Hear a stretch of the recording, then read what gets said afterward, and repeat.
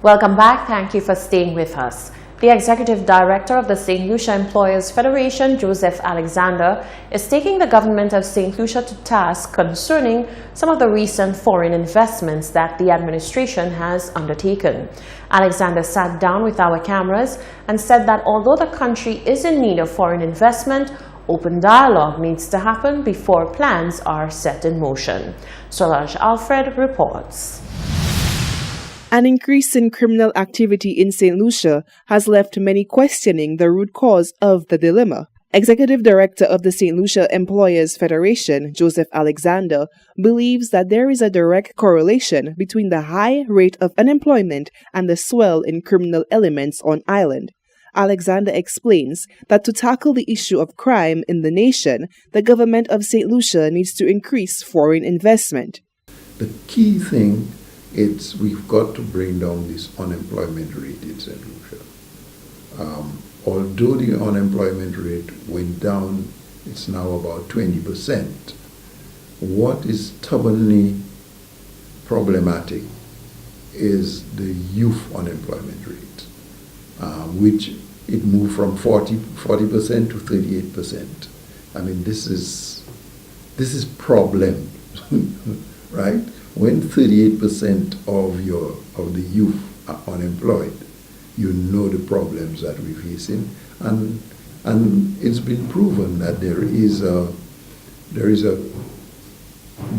is this thing between unemployment and crime, right? This link is very, very clear.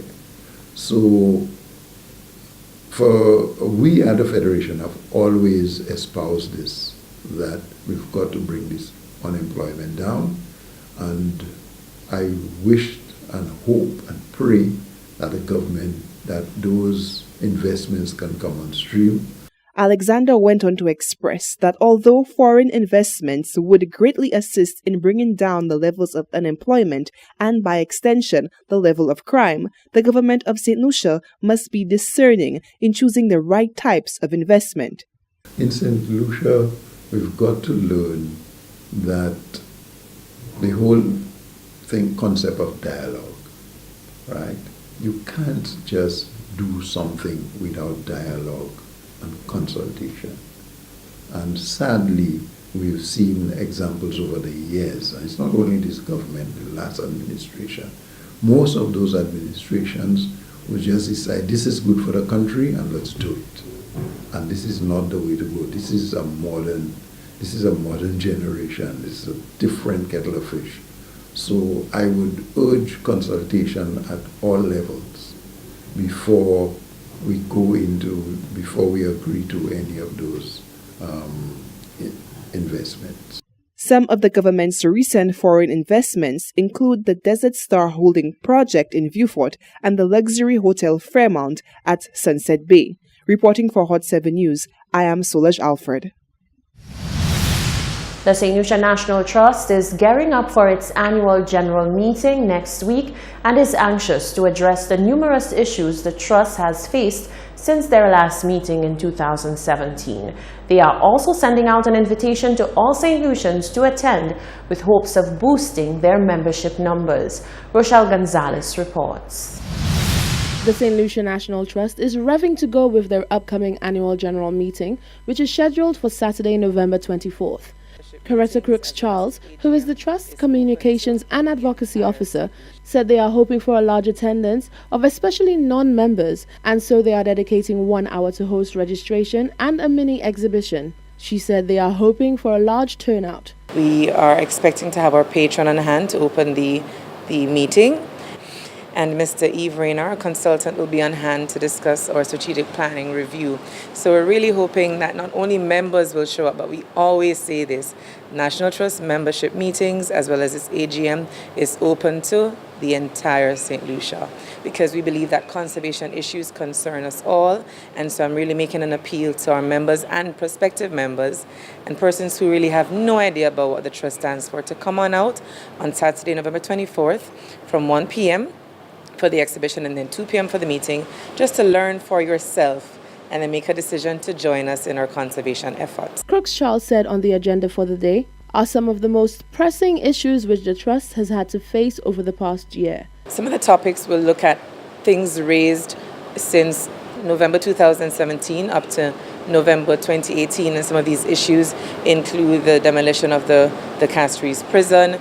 It would include many of our activities, including our advocacy efforts against the proposed dolphinarium and any other issues raised during that time period. We're going to share the progress made or the obstacles faced, and also get some guidance from our members at that meeting as to how we need to proceed come 2019.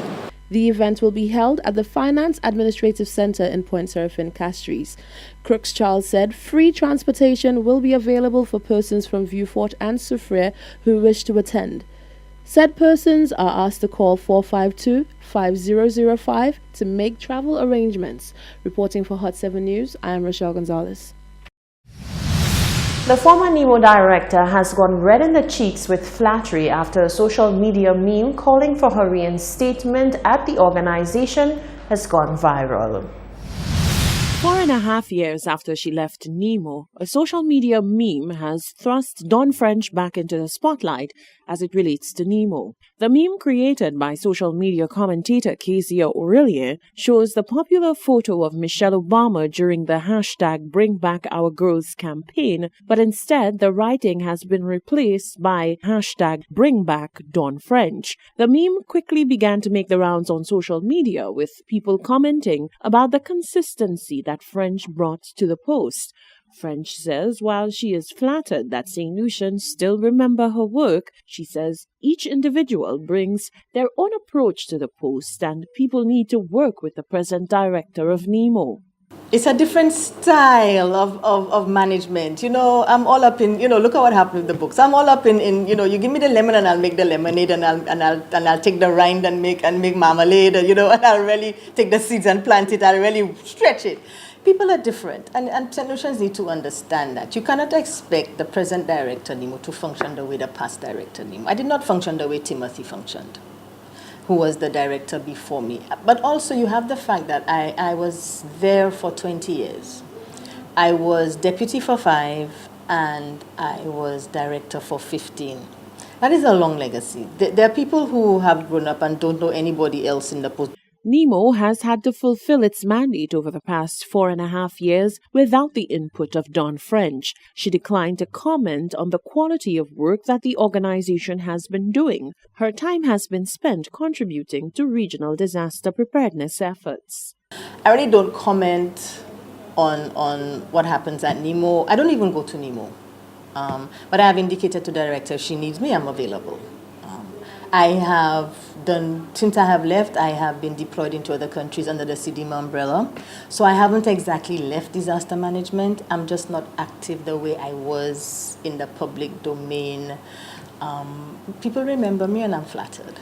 As for the creator of the meme, she says her issue is not with the present director of NEMO, but rather the level of public engagement by the organization as compared to what existed during the tenure of Dawn French.